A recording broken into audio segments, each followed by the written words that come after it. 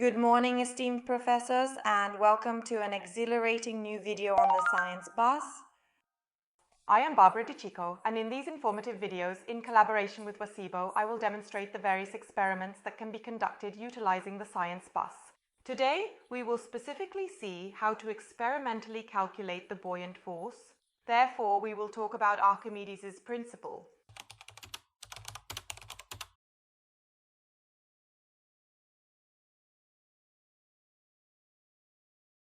Let's select one of the two dynamometers, each calibrated to measure 1 Newton, and ensure it is precisely set to 0. Securely attach the dynamometer to the support rod and then connect a mass to it.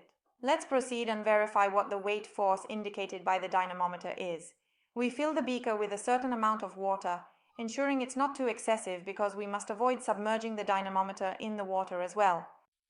Let's opt for the alternative dynamometer, which is similarly calibrated to measure precisely 1 Newton, and ensure it is meticulously set to 0.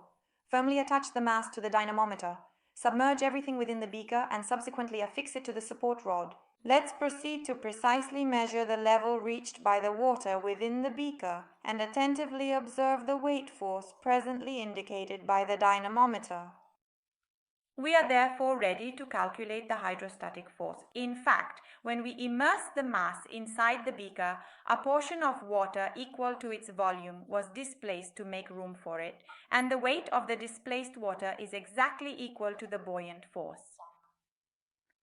Let us proceed to calculate the difference in volume, which represents the level increment introduced by the water in the final scenario when the mass is situated within the beaker, subtracted by the initial volume of water we originally had. After converting the volume from milliliters to cubic meters and bearing in mind that the density of water is 1000 kilograms per cubic meter, we are subsequently able to compute the hydrostatic force and subsequently compare the calculated value with that of the buoyant force, which is determined by calculating the difference between the weight of the mass when it is in the air and the weight of the mass when it is submerged in the water. Professors, thank you. See you at the next experiment.